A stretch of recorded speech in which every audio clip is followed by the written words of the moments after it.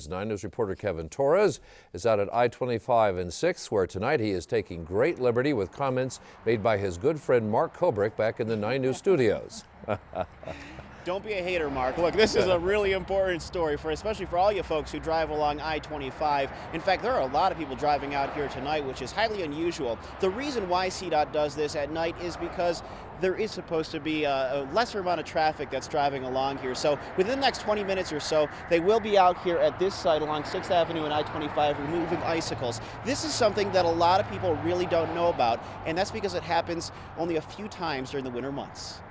We've gotten some good icicles in the past. It came to our attention last Friday when Father Time Mark Kobrick told us this. I don't think I've ever, in all the years we've done snow coverage, I don't think I've ever seen that happen. In fact, everyone in the newsroom that day seemed a little baffled.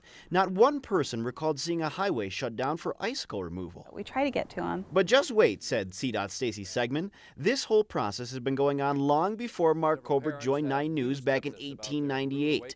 Well, right, not that long back. There are a couple of odd storms every year that are just right for icicles, and we have some bridges that every now and then they collect on, and we try to get them down before they come down on their own on a vehicle. It is a rare operation, Stegman admitted, and it only happens about 5 times a year. We don't want to see these sharp icy daggers coming down on vehicles. You never know when one hits a vehicle just right, if it startles someone. The larger icicles tend to form on bridges that are still under construction, Stegman said.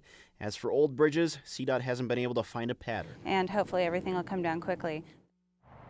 You know, some of the icicles could get up to 5 feet long. The ones over here at this location are only about 8 to 12 inches, so still not bad, but they could cause a lot of damage. 2 things to take away from this if you are driving along I-25. Number 1, if you are driving underneath an overpass, make sure to look up to see if there are any icicles. Number 2, if an icicle does land on your car and causes damage to it, you have to pay for it. CDOT is not responsible. Mark, before you go off on me, I just want to remind you that I will have one of those 5-foot-long icicles, and I will be carrying it with me until I leave the newsroom today.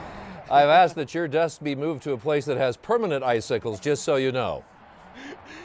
Well deserved, well deserved. There you are, right. Kevin Torres reporting live. Well done. Thank you, Kevin.